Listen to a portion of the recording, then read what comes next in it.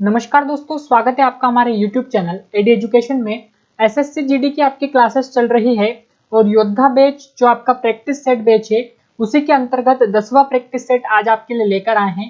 तो बहुत ही महत्वपूर्ण होने वाला है ये 10वां प्रैक्टिस सेट, तो इसमें अंत तक आपको बने रहना है। यदि आप चैनल पर नए हैं तो इसको सब्सक्राइब करें। सेशन आपको अच्छा लगे, आपको क्लास अच्छी लगे तो इसको लाइक करें और शेयर करें।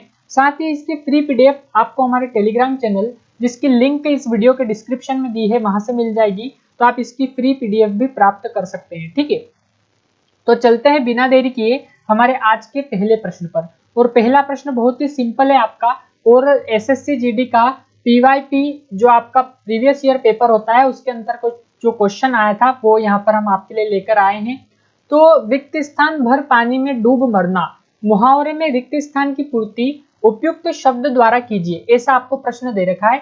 इसमें 4 ऑप्शन है। पहला है तालाब, दूसरा है सूखे, तीसरा है चुल्लू और चौथा है बाल्टी। तो जो मुहावरा होता है वो क्या होता है सही, यानी जो रिक्त स्थान में जो हमको 4 विकल्प आपको दिए हैं उसमें से कौन सा विकल्प रखेंगे तो रिक्त स्थान की पूर्ति होगी और सही हमारा जो है मुहावरा बनेगा।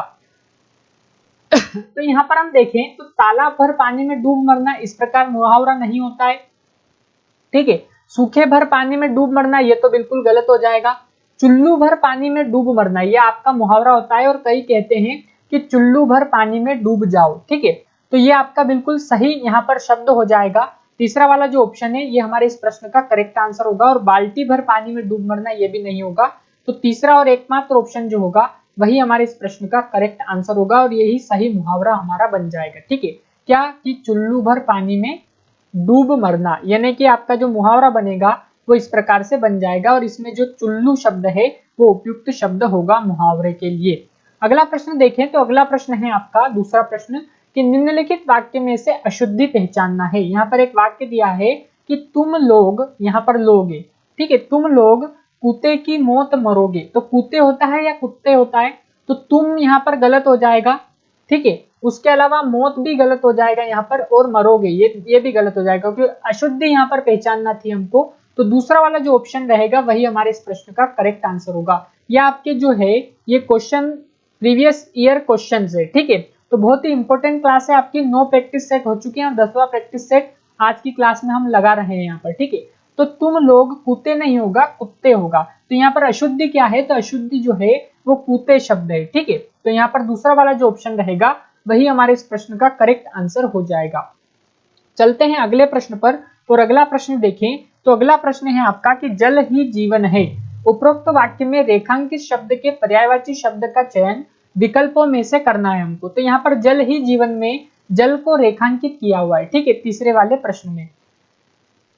तो यहाँ पर पर्यायवाची क्या होगा, जल का, द्रग होगा, हर होगा, मतंग होगा या पानी होगा। तो यहाँ पर जो शब्द दिए हैं, जो ऑप्शन दिए हैं, उनमें जो शब्द दिए हैं उनके अर्थ हमको पता होना चाहिए, उन सभी के पर्यायवाची हमको पता होना चाहिए, तभी हम इसका आंसर लगा पाएंगे। ठीक है, तो वैसे तो यहाँ पर आपका सिंपल सा शब्द है कि जल ही जीवन है, तो जल का जो पर्यायवाची होगा वो इनमें से पानी दिख रहा है, सिंपल। लेकिन जो पानी के पर्यायवाची होते हैं उसमें से भी कोई कठिन पर्यायवाची आपको यहाँ पर दे सकते हैं, तब आपको इस प्रश्न में परेशानी होगी। तो आइए देख लेते हैं द्रग, हर, मतंग और पानी के पर्यायवाची।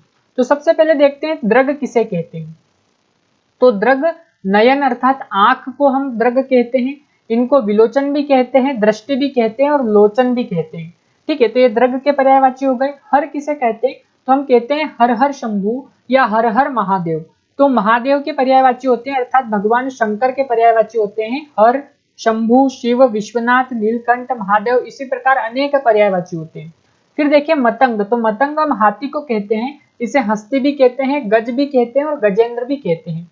इसी प्रकार पानी को देखें तो जल, नीर, शीर, जीवन और वारी, ये सब पानी के आपके पर्यायवाची होते हैं। तो यहाँ पर जो करेक्ट आंसर हो जाएगा वो ना तो द्रग होगा क्योंकि ये आंख का पर्यायवाची है, हर नहीं होगा क्योंकि ये भगवान शंकर का पर्यायवाची है, और मतंग हाथी का पर्यायवाची, इसलिए ये भी नहीं होगा। एकमात्र ऑप्शन बन जाता है पानी, और वही हमारे इस प्रश्न का करेक्ट आंसर होगा क्योंकि जल को रेखांकित किया हुआ है शब्द को, और वही हमको बताना था कि इसका पर्यायवाची क्या होगा।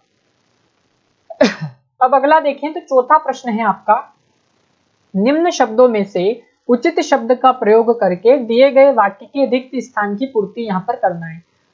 आपको वाक्य क्या दिया हुआ है, तो वाक्य दिया हुआ है आपका कि आपको क्या पता कि उसने मेरे साथ क्या रिक्त स्थान की, यानी रिक्त स्थान में खूबी आएगा, कठिनाई आएगा, भलाई आएगा या फिर विशेषता आएगा। तो उसने मेरे साथ क्या विशेषता की, ऐसा आपका सार्थक वाक्य नहीं बनेगा। उसने मेरे साथ क्या भलाई की, ये बिल्कुल बन सकता है। ठीक है, कठिनाई लगाएंगे यहाँ पर रिक्त स्थान में, तो उसने मेरे साथ क्या कठिनाई की, ऐसा नहीं होगा। और उसने मेरे साथ क्या खूबी की, ऐसा भी नहीं होगा। तो आपका तीसरा वाला जो ऑप्शन है वही इस प्रश्न का करेक्ट आंसर हो जाएगा, कि जो उचित शब्द आएगा यहाँ पर वो आ जाएगा भलाई। क्या आ जाएगा, भलाई।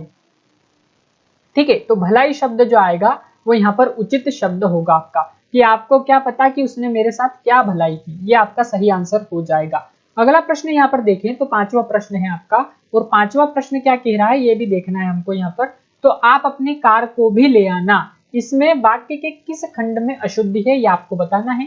तो ये वाक्य दे रखा है आप अपनी कार को भी ले आना, तो को भी जो यहाँ पर लगा हुआ है, तो आप अपनी कार भी ले आना या आप अपनी कार को ले आना, यहाँ पर जो को भी का प्रयोग हुआ है वो गलत होगा। तो इस खंड में जो होगी वो अशुद्धि होगी को भी वाले में। ठीक है, तो आप सही है इसलिए गलत हो जाएगा, क्योंकि अशुद्धि बतानी है।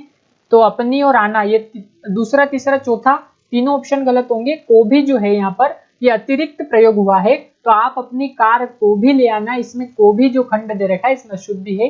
तो पहला वाला ऑप्शन हमारा इस प्रश्न का करेक्ट आंसर हो जाएगा। अगला प्रश्न की यदि बात करें तो अगला प्रश्न इंपॉर्टेंट है आपका, कि गुरु हथौड़े से वह प्रहार कर रहा था। अब यहाँ पर गुरु का अर्थ आपको पता होगा तो इसका आंसर आप कर पाएंगे। तो उक्त वाक्य में प्रयुक्त गुरु के स्थान पर उसके विलोम शब्द का प्रयोग निम्न में से किस वाक्य में किया गया है। तो गुरु का विलोम शब्द क्या होता है, जब इसका अर्थ हमें पता होगा तो इसको विलोम हम बता पाएंगे। तो गुरु अर्थात बड़ा, ठीक है, और गुरु का विलोम होता है लघु, लघु अर्थात छोटा। तो यहाँ पर भारी हथौड़े से वह प्रहार कर रहा था, ये गलत हो जाएगा। बड़े हथौड़े से वह प्रहार कर रहा था, गलत होगा, क्योंकि गुरु अर्थात बड़ा ही होता है और हमको गुरु का विलोम बताना है। वजनदार हथौड़े से वह प्रहार कर रहा था, ये भी गलत होगा। एकमात्र ऑप्शन बचेगा चौथा वाला, और वही हमारे इस प्रश्न का करेक्ट आंसर होगा। कैसे होगा, क्योंकि इसमें लिखा हुआ है लघु अर्थात छोटे हथौड़े से वह प्रहार कर रहा था। किस हथौड़े से, छोटे हथौड़े से। तो गुरु हथौड़े से वह प्रहार कर रहा था, इसमें गुरु जो है आपका, उसके स्थान पर गुरु का विलोम क्या होगा, तो लघु होगा। और जो वाक्य में दे रखा है लघु, वो है चौथे वाले ऑप्शन में, कि लघु हथौड़े से वह प्रहार कर रहा था। तो चौथा वाला जो ऑप्शन होगा वही हमारे इस प्रश्न का करेक्ट आंसर हो जाएगा। अगला प्रश्न देखते हैं, सातवां प्रश्न। तो सातवां प्रश्न है आपका, निम्नलिखित विकल्पों में से कौन सा एक निजवाचक सर्वनाम का वाक्य नहीं है। तो यहाँ पर ये निजवाचक सर्वनाम है, इसका कौन सा वाक्य नहीं है। तो आप कुछ पूछना चाहते हैं, ये फाइलें मैं अपने आप देखूंगा, वे अपने आप ही यह जिम्मेदारी संभालने को तैयार हो गए, और यह सब वे अपने आप को देख लेंगे। तो अपने आप को यानी स्वयं को देख लेंगे, अर्थात ये निजवाचक सर्वनाम हुआ। फिर है वे अपने आप ही मतलब स्वयं ही जिम्मेदारी संभालने को तैयार हो गए, तो ये भी निजवाचक सर्वनाम हुआ। और ये फाइलें मैं अपने आप देखूंगा, ठीक है, तो यहाँ पर ये भी आपका स्वयं अर्थात निजवाचक सर्वनाम के अंतर्गत आएगा। और हमसे पूछा है कि कौन सा निजवाचक सर्वनाम का वाक्य नहीं है, तो ये तीनों तो वाक्य है, इसलिए तीनों गलत हो जाएंगे, और एकमात्र ऑप्शन बचेगा पहला वाला, और वही हमारे इस प्रश्न का करेक्ट आंसर हो जाएगा, कि आप कुछ पूछना चाहते हैं, यह निजवाचक सर्वनाम का वाक्य नहीं होगा। अगला प्रश्न देखें, तो अगला प्रश्न है आपका, जिसका कोई नाथ न हो वाक्यांश के लिए एक सार्थक शब्द बताना है। चार ऑप्शन दिए हैं, पहला है अनाथ, दूसरा नास्तिक, तीसरा सनाथ और चौथा है नाथ। इसमें भी आपको चारों जो ऑप्शन दिए हैं उसमें जो शब्द दिए हैं उनके अर्थ पता होंगे तो इसका आंसर आप लगा पाएंगे। तो जिसका कोई नाथ न हो उसे हम अनाथ कहते हैं, यानी पहला वाला ऑप्शन ही जो रहेगा वो हमारा इस प्रश्न का करेक्ट आंसर होगा। लेकिन नास्तिक किसे कहते हैं, तो जो ईश्वर में आस्था या विश्वास ना रखता हो उसे नास्तिक कहेंगे। सनाथ किसे कहेंगे और नाथ किसे कहेंगे, तो नाथ अर्थात जो स्वामी होते हैं, भगवान होते हैं, ईश्वर, वो नाथ होते हैं। और सनाथ यानी जिसकी कोई देखभाल करने वाला हो उसे हम सनाथ कहेंगे। तो ये यहाँ पर चारों के अर्थ हमने आपको बता दिए, और इसकी फ्री पीडीएफ भी आप प्राप्त कर सकते हैं, उसमें ये चारों ऑप्शन और इनके अर्थ भी दिए हुए हैं। इस प्रकार से इसको डिजाइन किया है हमने। तो अनाथ अर्थात जिसका कोई नाथ न हो, नास्तिक जो भगवान में आस्था ना रखता हो, सनाथ यानी जिसका कोई स्वामी हो, और नाथ अर्थात प्रभु, ठीक है। तो यहाँ पर इस प्रश्न का जो सही आंसर हो जाएगा वो हो जाएगा अनाथ, पहला वाला ऑप्शन। अब एक और यहाँ से प्रश्न बन सकता है कि जिसका कोई नाथ हो वो क्या होगा, तो सनाथ हो जाएगा। यदि न हटा देंगे तो। और आस्तिक किसे कहते हैं, तो जो ईश्वर में आस्था या विश्वास रखता हो उसे आस्तिक कहेंगे। ठीक है, अगला प्रश्न देखते हैं, 9वां प्रश्न। 9वां प्रश्न है आपका कि वह व्यक्ति जो काव्य अथवा कविता की रचना करता हो वाक्यांश के लिए सार्थक शब्द है। कवि, कटु, कपि या कल्प। तो कवि इसका सही आंसर होगा, क्योंकि वह व्यक्ति जो काव्य पाठ करता है, जो कविता की रचना करता है, वह कवि कहलाता है। और कवि का जो हम स्त्रीलिंग करेंगे वो कवयित्री होता है। क्या होता है? कवयित्री। ठीक है, और कटु किसे कहते हैं, तो कटु अर्थात कठोर या कड़वा होता है। कपि बंदर को कहते हैं हम, और कल्प समय होता है। ठीक है, तो यहाँ पर 9वें प्रश्न का जो सही आंसर होगा वो पहला वाला ऑप्शन हो जाएगा कि वह व्यक्ति जो काव्य पाठ करता है या फिर कविता की रचना करता है उसे कवि कहते हैं। अगला प्रश्न देखते हैं, तो अगला प्रश्न इंपॉर्टेंट है आपका कि निम्न में से कौन सा शब्द अर्जुन का पर्यायवाची शब्द है। तो अर्जुन के पर्यायवाची शब्द यदि आपको याद होंगे तो आप इसका आंसर दे पाएंगे। सव्यसाची पहला ऑप्शन, विनायक दूसरा ऑप्शन, अमरपति तीसरा ऑप्शन और जगन्नाथ चौथा ऑप्शन। तो इन सबके अर्थ आपको देखना है, इनके सबके पर्यायवाची आपको देखना है। तो विनायक किसका पर्यायवाची होता है, तो विनायक भगवान श्री गणेश का पर्यायवाची होता है, जिन्हें हम एकदंत भी कहते हैं, लंबोदर भी कहते हैं। ठीक है, उसके अलावा विनायक भी कहते हैं, और भी अन्य कई नाम है गणेश जी के। अमरपति किसे कहते हैं और जगन्नाथ किसे कहते हैं ये भी हम देखेंगे यहाँ पर। और सव्यसाची किसे कहते हैं ये भी हम यहाँ पर देखने वाले। तो सव्यसाची जो होता है वो आपके अर्जुन का पर्यायवाची होता है। ठीक है, अर्जुन का अन्य पर्यायवाची पार्थ भी है, अर्थात पार्थ नाम भी अर्जुन का होता है। ठीक है, इसके अलावा यहाँ पर हम देखें तो धनंजय भी अर्जुन का पर्यायवाची होता है, गुड़ाकेश भी अर्जुन का पर्यायवाची होता है। इसी प्रकार सव्यसाची और पार्थ ये सब अर्जुन के पर्यायवाची होते हैं। इसी प्रकार विनायक के गणेश, लंबोदर, गजानंद, एकदंत ये सब विनायक के पर्यायवाची होते हैं। महेंद्र, इंद्र, सुरेंद्र और वासव ये सब अमरपति अर्थात इंद्र के पर्यायवाची होते हैं। जगन्नाथ के पर्यायवाची होते हैं अंतर्यामी, अधिपुरुष, अखिलात्मा, अखिलेश। ठीक है, ये सब जगन्नाथ के पर्यायवाची होते हैं। तो इसका करेक्ट आंसर हो जाएगा ना तो विनायक होगा क्योंकि भगवान श्री गणेश का पर्यायवाची है, अमरपति इंद्र का पर्यायवाची और जगन्नाथ के पर्यायवाची आपने अभी देखे, तो ये भी गलत हो जाएगा। पहला वाला जो ऑप्शन होगा सव्यसाची वही अर्जुन का पर्यायवाची होगा और वही हमारे इस प्रश्न का करेक्ट आंसर हो जाएगा।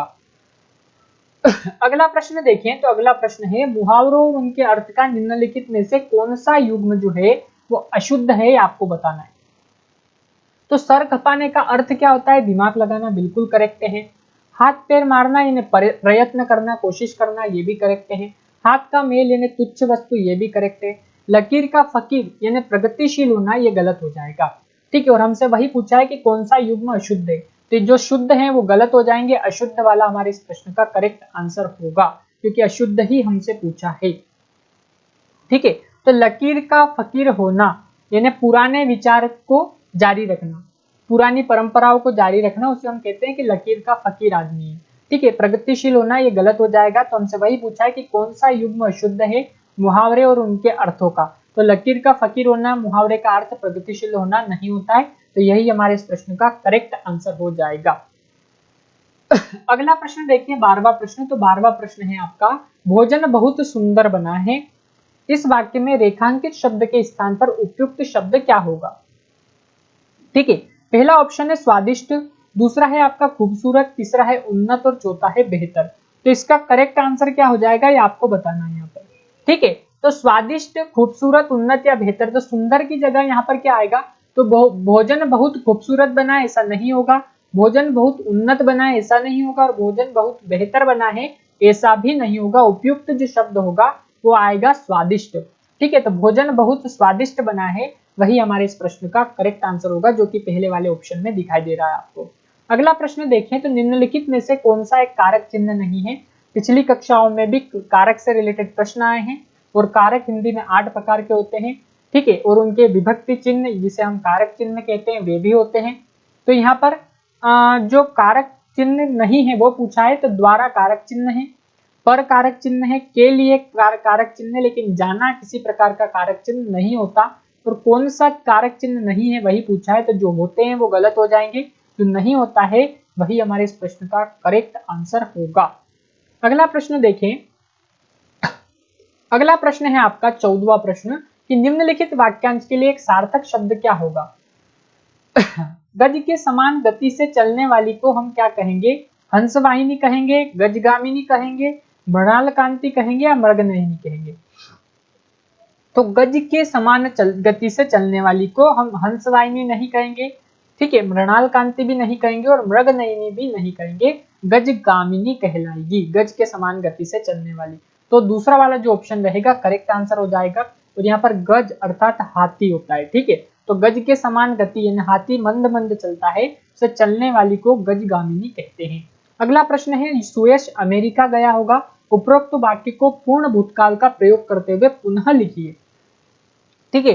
तो सुयश अमेरिका जाएगा, ये भविष्य का हो जाएगा इसलिए गलत, क्योंकि हमसे भूतकाल का पूछा है।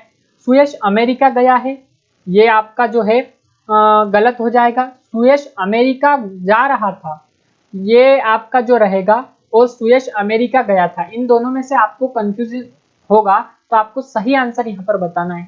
तो पूर्ण भूतकाल, भूत भविष्य और वर्तमान, ये तीन प्रकार के काल हैं यहाँ पर।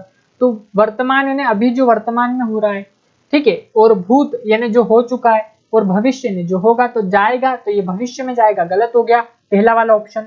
तीसरा वाला ऑप्शन गया है, ये भी गलत हो गया। सुयश अमेरिका गया था यानी भूतकाल में गया था, तो दूसरा वाला ऑप्शन रहेगा वही हमारे इस प्रश्न का करेक्ट आंसर हो जाएगा, क्योंकि सुयश अमेरिका जा रहा था ये भी आपका गलत हो जाएगा। तो पहला, तीसरा और चौथा तीनों ऑप्शन गलत होंगे, दूसरा और एकमात्र ऑप्शन रहेगा जो कि हमारे इस प्रश्न का करेक्ट आंसर हो जाएगा, ठीक है। अगला प्रश्न है, गद्यांश के आधार पर प्रश्नों के उत्तर देना है। 16वां प्रश्न है, विकल्पों में से उपयुक्त शब्द चुनकर रिक्त स्थान 1 की पूर्ति कीजिए। अब जब हम गद्यांश का यहाँ पर देखेंगे, गद्यांश को पढ़ेंगे, तो गद्यांश में लिखा है, गुरु नानक ने प्रेम का संदेश दिया है। उनका कथन था कि ईश्वर नाम के सम्मुख जाति और कुल के बंधन रिक्त स्थान है, निरर्थक है, अनिवार्य है, सार्थक है या जरूरी है।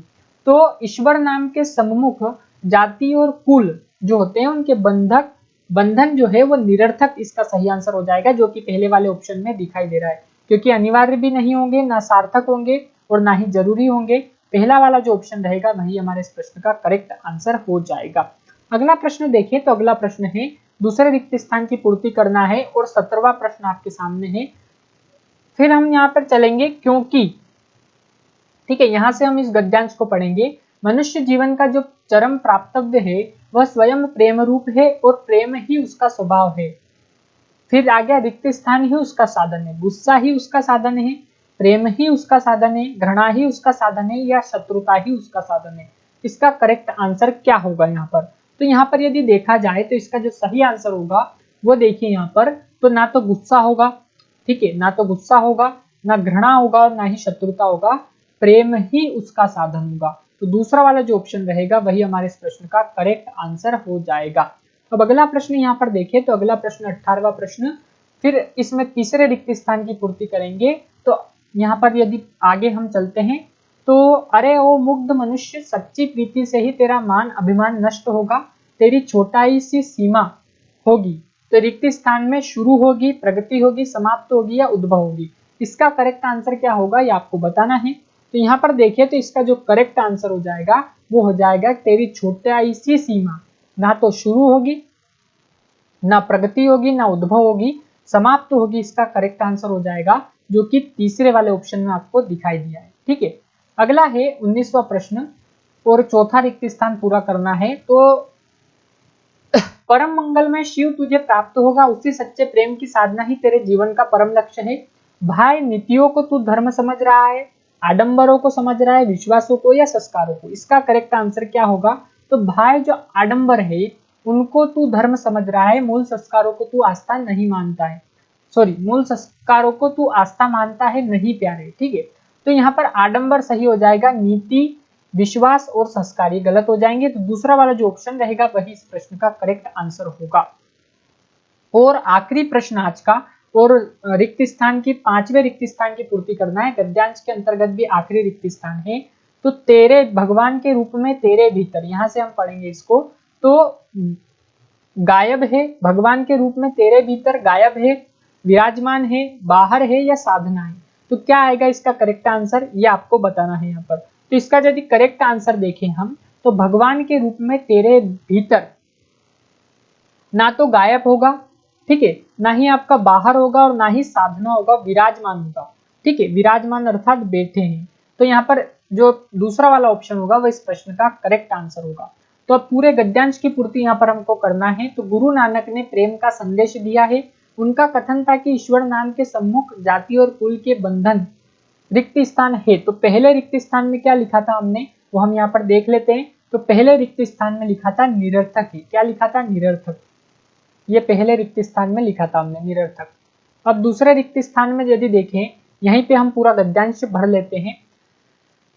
दूसरे रिक्त स्थान में है, क्योंकि मनुष्य जीवन का जो चरम प्राप्तव्य है वह स्वयं प्रेम रूप है, प्रेम ही उसका स्वभाव है और रिक्त स्थान ही उसका साधन है। अर्थात प्रेम ही उसका साधन है, ऐसा आएगा। तो दूसरे रिक्त स्थान में आ जाएगा आपका प्रेम, प्रेम ही उसका साधन है। फिर आगे बढ़ते हैं। अरे ओ मुग्ध मनुष्य, सच्ची प्रीति से ही तेरा मान अभिमान नष्ट होगा, तेरी छोटाई सी सीमा रिक्त स्थान होगी। तो तीसरे रिक्त स्थान में आ जाएगा आपका, क्या आ जाएगा तीसरे रिक्त स्थान में, समाप्त होगी। छोटाई सी सीमा क्या होगी, समाप्त होगी। ठीक है, तो तीसरे रिक्त स्थान में आ जाएगा समाप्त। और चौथे रिक्त स्थान को यदि आगे पढ़ेंगे हम, तो परम मंगल में शिव तुझे प्राप्त होगा, उसी सच्चे प्रेम की साधना ही तेरे जीवन का परम लक्ष्य है। भाई आडंबर, चौथे रिक्त स्थान में क्या आ जाएगा, भाई आडंबरों को, आडंबरों आ जाएगा। क्या आ जाएगा, आडंबरों। ठीक है, भाई आडंबरों को तू धर्म समझ रहा है, मूल संस्कारों को तू आस्था मानता है। नहीं प्यारे, यह सब धर्म नहीं है। धर्म तो स्वयं रूप होकर भगवान के रूप में तेरे भीतर बैठा है, यानी विराजमान है। ठीक है, विराजमान, विराजमान है। इस प्रकार ये पूरा रिक्त स्थान यहाँ पर आपका पूर्ण होता है। ठीक है, तो इस प्रकार से आपको प्रश्न देंगे गद्यांश के और रिक्त स्थान भरना रहेंगे गद्यांश के अंतर्गत। तो ये आपके जो थे आज के जो प्रश्न थे, ये 20 इंपॉर्टेंट प्रश्न थे और ये आपका 10वां प्रैक्टिस सेट आज कंप्लीट हो चुका है। इससे पहले 9 हो चुके हैं, वो भी आप यदि नहीं देखें तो देख लें। इसके साथ ही आप फॉलो करें हमारे व्हाट्सएप चैनल को, जिसकी लिंक इस वीडियो के डिस्क्रिप्शन में दी है। वहां पर आपको गवर्नमेंट जॉब से रिलेटेड जानकारी प्राप्त होगी, इंफॉर्मेशन प्राप्त होगी वहां पर। इसके साथ ही क्लासेस भी वहां पर हम डाल देते हैं कि कौन सी क्लास होने वाली है, ये सारा अपडेट भी वहां मिलेगा। इसके अलावा इस क्लास की जो फ्री पीडीएफ है और अन्य भी जो क्लासेस हुए उन सब की फ्री पीडीएफ आपको हमारे टेलीग्राम चैनल, जिसकी लिंक इस वीडियो के डिस्क्रिप्शन में दी है, वहां से आप प्राप्त कर सकते हैं। वो भी बिल्कुल फ्री पीडीएफ, ठीक है, व्यवस्थित तरीके से एक्सप्लेनेशन के साथ और उत्तर के साथ। तो इस प्रकार के क्लासों के लिए बने रहिए हमारे साथ और देखते रहिए हमारा यूट्यूब चैनल एडी एजुकेशन। धन्यवाद।